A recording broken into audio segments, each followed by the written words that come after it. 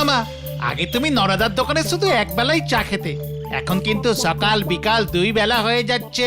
তাও আবার ধারে। নরার চায়ের কেমন একটা নেশা ধরে গেছে বুঝেছিস, তাই নরার চায় গলা না ভিজিয়ে আড্ডাটা তেমন জমে না। সবই তো বুঝলাম, কিন্তু মাঝে মাঝে নরাদাকেও তো টাকা পয়সা দিতে হবে বলো। ওরে গলদপুরের দরদি বলদগণ, নরাকে আমি ওয়ান টাইম চেকে সব পেমেন্ট করে দেবো। আগে ব্যাংক অ্যাকাউন্টটা তো খুলতে দে। তবে তুমি ব্যাংক অ্যাকাউন্ট খুলবে, তারপর তুমি নরাদার চায়ের ধার মেটাবে। নরা তো আর গলদপুর থেকে পালিয়ে যাচ্ছে না রে। চল তাহলে নরার দোকানে কড়া করে এক কাপ চা খেয়ে আসি, দেখি মাথাটা খোলে কিনা। ঠিক আছে ঠিক আছে, চলো চলো।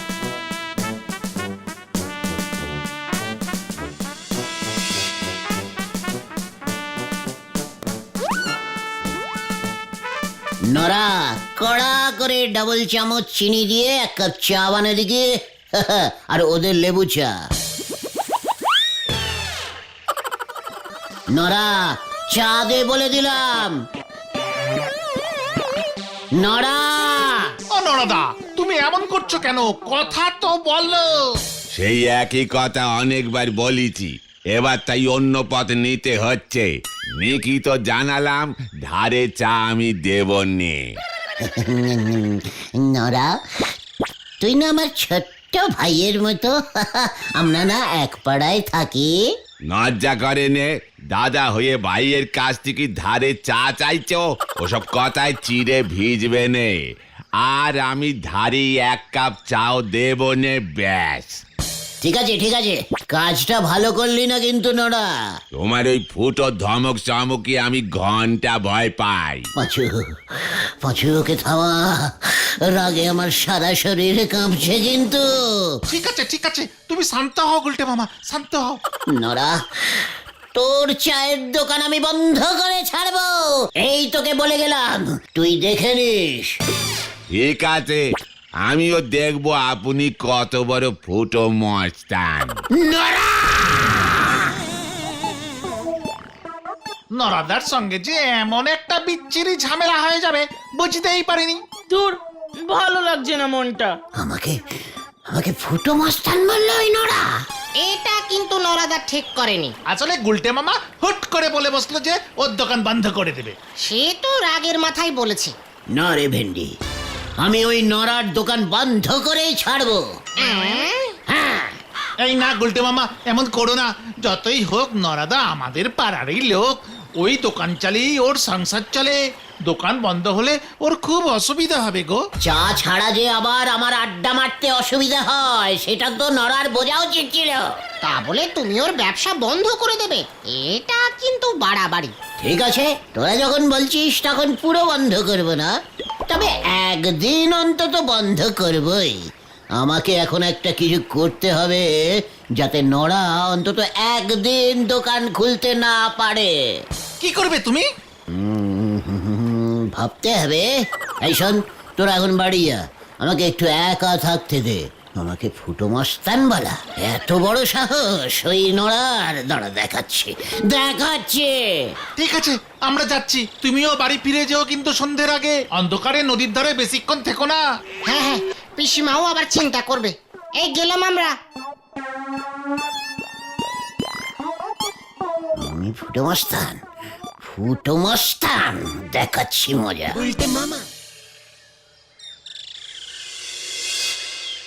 রামশরণ চাচা, গুলটে আয়া, বাইরে নিকলে আসুন। রামশরণ চাচা। আরে গুলটে বাবু যে, তা হঠাৎ কি মনে করে? বসেন বসেন। ये মানে অনেক কিছুই মনে করেই আয়া হ্যায়, বহুত জরুরি দরকার। ये মানে হচ্ছে, का बात बोलिए ना। আপনার কটা গরু হ্যায়? वही एक ही है।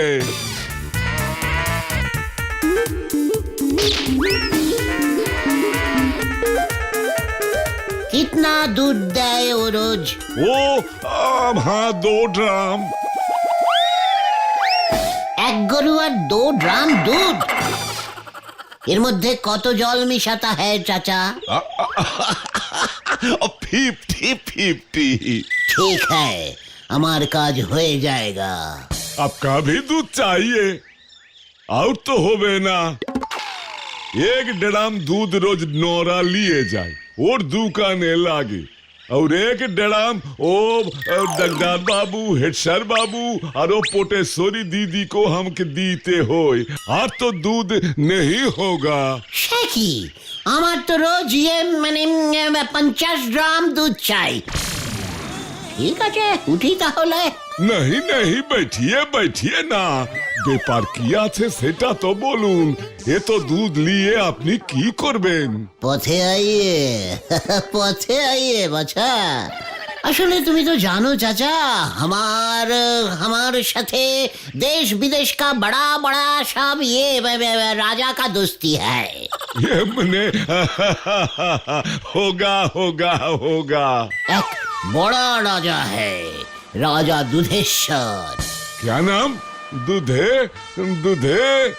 हाँ, দুধেশ্বর, দুধেল প্রদেশের রাজা। ও রাজা दूध खूब ভালোবাসता है लेकिन राजा के एक बाजे नेशा पाया है। वो क्या है?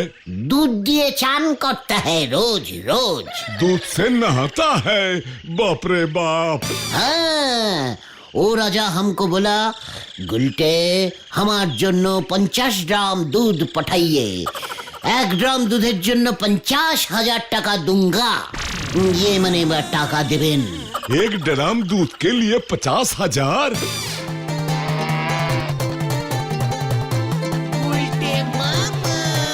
गुलटे बाबू, आप 2 ड्राम ही ले जाइए।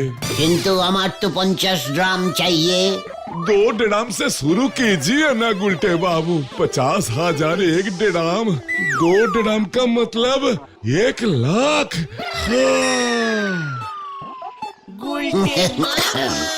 ঠিক है ঠিক है, ये মানে ঠিক আছে, দুধেশ্বরকে আগে 2 ড্রামই পাঠাই স্যাম্পল হিসেবে। ও চান করে আরাম পেলে বাকি অর্ডার ফাইনাল করবে। তারপর না হয় ভাবা যাবে। আপনি আমার পাড়া কা চাচা, আপনার জন্য এইটুকুই তো করতেই হোগা, মানে করতেই হবে। हाँ हाँ हाँ। ঠিক আছে ঠিক আছে, কাল সকালে এসে আমি ওই 2 ড্রাম লে যাएंगे। তার মানে নড়া কাল কিন্তু দুধ পাচ্ছে না, ফাইনাল, এটা যেন মনে থাকে। हाँ हाँ फाइनल। যাচ্ছি চাচা, কাউকে কিন্তু এইসব আবার নেই বলনা, মনে থাকেঙ্গা তো? हाँ हाँ हाँ। তুমি যে শেষ পর্যন্ত এমন বাম্পার প্ল্যান বের করবে সেটা আমরা একদম বুঝতে পারিনি গো গুলটে মামা। তোদের মতো এমন আনডিপ বলদের দল আমার মতো এত ডিপ প্ল্যান বুঝবে কি করে বল? নরাদা তাহলে দুধের অভাবে আজ আর চায়ের দোকান খুলবে না বলছো? কালি লিকার চা আর কজন খায় সেটা নড়াও ভালো করে জানে। তার থেকে বরং চলো না, আমরা নোরাদা এখন কি করছে সেটা বরং দেখে আসি। এইটা কিন্তু মন্দ বলিসনি, ঠিক আছে চল।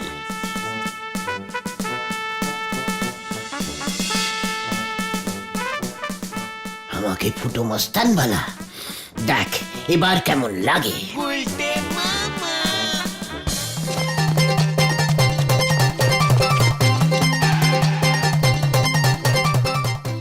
এই তো তোমরা, তোমাদের কাছেই যাচ্ছিলাম। কেন রে ভুলো, কি হয়েছে? বাবা কেমন যেন করছে আর ভুলভাল বকছে, আর শুধু বলছে গুলটে বাবুকে ডাক, গুলটে বাবুকে ডাক। নড়া এতটা ভয় খেয়েছে? বেচারা দুধের অভাবে দোকান খুলতে না পেরে বোধহয় মাথাটাই বিগড়েছে। রামশরণ চাচা হয়তো বলেছে আর কোনোদিনই দুধ দেবে না, এবার থেকে দুধেশ্বর রাজার কাছে এই দুধ সাপ্লাই করবে, ব্যাস। তারপরে এই নড়ার মাথা গরম হয়ে গেছে। এটা বোধহয় ঠিক হলো না গুলটে মামা। ভেন্ডি, তুই নড়ার হয়ে কথা বলবি না বলে দিলাম। ও যে আমাকে ফুটো মস্তান বললো সেই বেলা। তাড়াতাড়ি চলো না কাকু, তাড়াতাড়ি চলো না। হ্যাঁ হ্যাঁ চলো গুলটে মামা, এখন এসব কথা থাক। হ্যাঁ চল।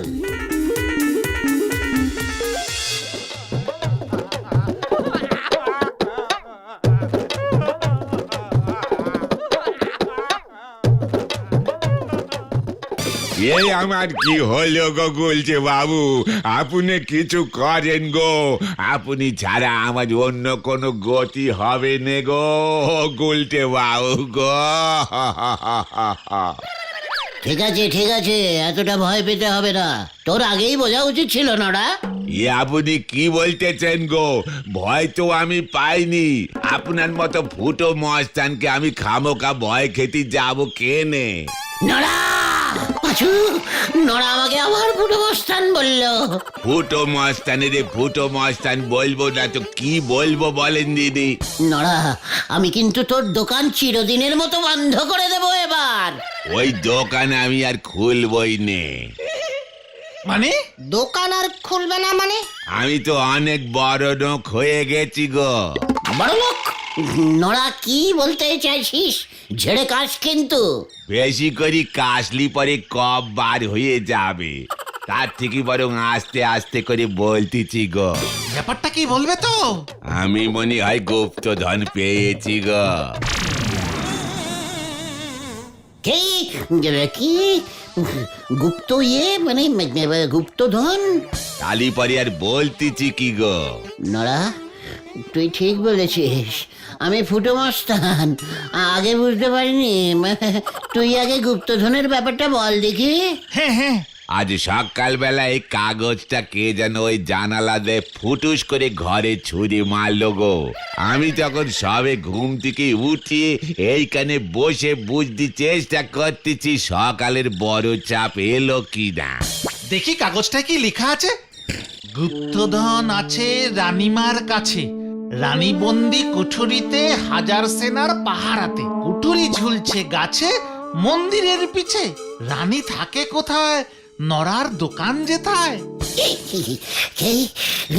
তার মানে গুপ্তধন আছে রানীমার কাছে, রানী থাকে কোথায়? নড়ার দোকান কোথায়, তার মানে তো আমাদের এখানেই। মানে আমাদের গলতপুরে? গলতপুরে গুপ্তধন? নড়া, সত্যি করে বল, এই চিঠি তোকে কে দিয়েছে? বিশ্বাস করেন গুলটে বাবু, আমি জানি নেকো। আমি তো বহুকাল আগে মায়ের কাছে মানত করেছিলাম গো, আমি যেন ওই গোবিন্দ বাবুর মতো কিপ্টে বড়লোক না হই। তাই বোধ করি মা আশীর্বাদ করিয়ে এই গুপ্তধনের খোঁজ পাইতেছে গো। সেই গুপ্তধনের খোঁজ তুই আমাদের দিলি কেন? এ কি বলতেছেন গো গুলটে বাবু? ওই অত বড় কবিতের মানে আমি ঠিকঠাক বুঝতে পারবো নাকি? ভুল বুঝে যদি ওই উল্টো দিকে চলে যাই তবে তো বিপদে পড়ে যাব। ওইদিকে হেড সাইডে বললি খবরটার গোপন রাখা যাবে নে, পুরো পেপারের হেডলাইন করে দেবে আর বলবে নড়া গুপ্তধন তুই সব দেশের সেবায় দান করবি, তালি পরে তো আরো বড় বিপদ। তাই ভাবলাম এই গলতপুরে তোমরা ছাড়ার কাকেই বা আমি বিশ্বাস করবো বলো দিদি? গুপ্তধন উদ্ধার করলে আমরা কত পাবো? সে আমি কত কি পাই তার উপর নির্ভর করতেছে। আমার যেন দুধের অভাব না হয়, আন্দাজে গরু কিনতে পারি, এটুকু টাকা থাকলেই আমার চলি যাবে।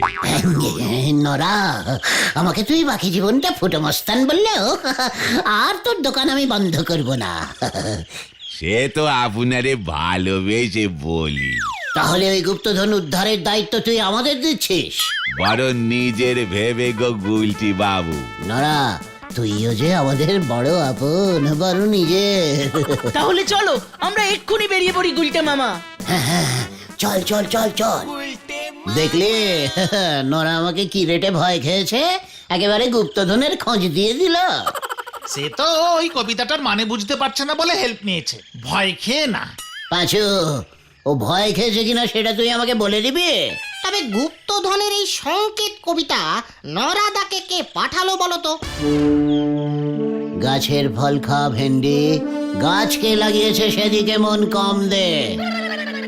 রানী থাকে কোথায়, নরার দোকান যেথায়, তার মানে গুপ্তধন আছে এই গলতপুরেই কোনো গোপন কুঠুরিতে, কুঠুরি ঝুলছে গাছে মন্দিরের পিছে। আর গলতপুরে একটাই পুরনো মন্দির আছে, তার মানে ওই মন্দিরের পেছনেই আছে গুপ্তধন।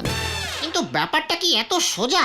রানী বন্দি কুঠুরিতে 1000 সেনার পাহারাতে, এটা ভুলে যেও না। ভালো কাজে ব্যাগড়া দেওয়া তোর বরাবরের স্বভাব ভেন্ডে। মন্দিরের পেছনে 1000 সেনা, ওইসব কবিতার ছন্দ খেলানোর জন্য লিখতে হয়। তাছাড়া বহুদিন আগেকার লেখা ওই গুপ্তধনের সূত্র, তখন সেনা থাকতে পারে, এতদিন পর সব সেনা মরে গেছে। ময়দান ফাঁকা, যাবো আর টুক করে গুপ্তধন উদ্ধার করে নিয়ে চলে আসবো। গুপ্তধন পেলে তুমি কি করবে গুলটে মামা? আমাদের ভাগ দেবে তো? ওরে গলদপুরের ধার বাকির বলদ পাঁচু, আমি রাজা হব রে, রাজা, রাজা দুধেশ্বর। পাঁচু, তুই হবি আমার মন্ত্রী, ভেন্ডি সেনাপতি। আর আমি? তুই আমার সিংহাসনের পেছনে দাঁড়িয়ে হাওয়া করবি। উফ, সে কি দিন হবে রে! আমি দিনের বেলায় মুঠো মুঠো সোনা দান করিব,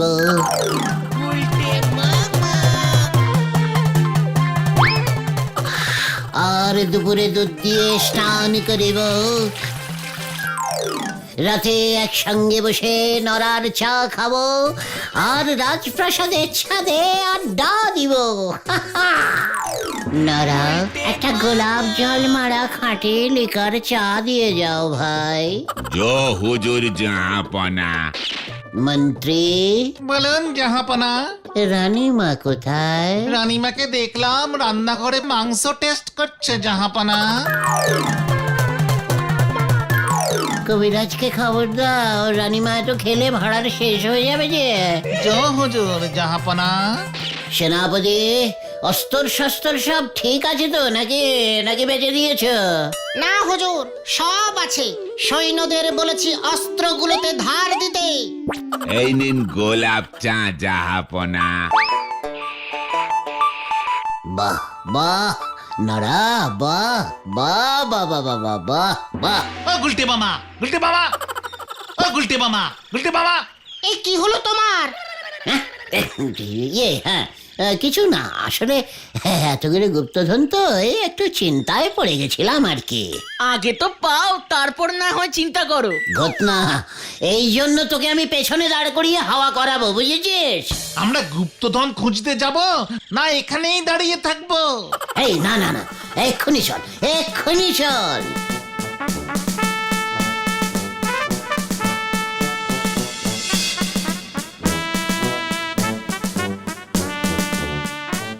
গুপ্তধন কোথায় গো? গুপ্তধন আছে, আছে, ভালো করে খোঁজ, গাছে ঝুলছে। গাছে গুপ্তধন ঝুলছে? তাই তো লেখা আছে, বাজে টাইপের হতাশ বলদ, চুপ করে মন দিয়ে প্রত্যেকটা গাছ খোঁজ। রানী বন্দি কুঠুরিতে 1000 সেনার পাহারাতে। তার মানে পেয়েছি গুলটে মামা। কোথায়? কোথায় কোথায় কোথায়? ওই দেখো। এ কি, ওটা তো মৌচাক। তুই দেখছি জঘন্য টাইপের পচা ডিমের দুর্গন্ধযুক্ত বলদ হয়ে গেছিস পাঁচু। রানী বন্দি কুঠুরিতে, রানী মানে রানী মৌমাছি একটাই থাকে, 1000 সেনা পাহারাতে। মানে কবি এখানে শ্রমিক মৌমাছিদের কথা বলেছে গুলটে মামা। এখানে কবি এলো কোত্থেকে? না মানে গুপ্তধন সূত্রটা যে লিখেছে গুলটে মামা, আমি নিশ্চিত কবি এখানে ওই মৌচাককেই বুঝিয়েছেন। খুব বাজে কবি তো। তার মানে ওই মৌচাকের ভিতরেই গুপ্তধন আছে। ইয়েস, দোষ, এটুকু গুপ্তধন। বেশি লোভ করিস না ঘটনা, হয়তো ওই মৌচাকের ভিতরেই আছে পৃথিবীর সব থেকে অমূল্য মানে দুর্মূল্য হিরে। হ্যাঁ রে, আর কথা না বাড়িয়ে ওই মৌচাকের ভিতর থেকে হিরেটা বের করে নিয়ে আয়, গলদপুরের বিগ বাজেটের বলদরা। ওরে বাবা, আমি যাব না। মৌমাছি কামড়ালে রক্ষা নেই গুলটে মামা। হ্যাঁ গুলটে মামা, আমি নেই এর মধ্যে। আমিও না। মানে গুপ্তধন তার মানে তোদের চাই না? না। মানে তাহলে কি হবে? আমার তো চাই, মানে তীরে এসে তোরা যে এইভাবে ঝোলাবে সে তো আমি বুঝিনি কো। উল্টে মামা, তুমি একা রাজা হলেই চলবে? ওরে, একটা দেশে কটা রাজা থাকে একসঙ্গে? তোদের আমি অর্ডার করছি, ওরে আমার বীর পুরুষ সাহসী সাগরেদরা, হ্যাঁ যা, তোরা ছিনিয়ে নিয়ে আয় ওই গুপ্তধন। যা যা যা। না না না, তোরা না গেলে আমি একাই চলে যাব, কিন্তু তখন কিন্তু তোরা আমাকে বলতে পারবি না। না না না না, আমরা কিছুই বলবো না, তুমি যাও যাও যাও যাও। তুমি রাজা হবে না গুলটে মামা? বিশাল রাজা। রাজা? হ্যাঁ, আমি রাজা হবই। তাহলে এই নাও অস্ত্র। ইয়া! দে।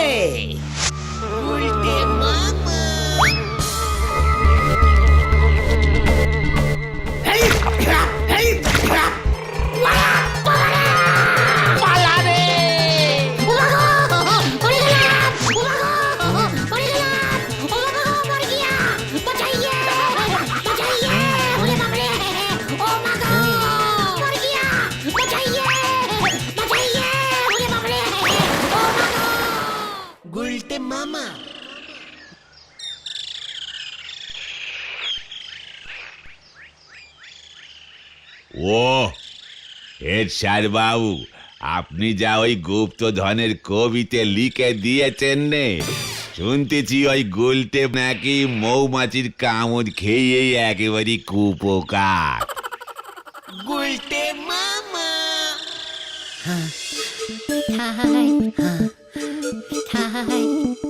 এসব ওই নরাদা আর হেড স্যারের চাল ছিল গুলটে মামা।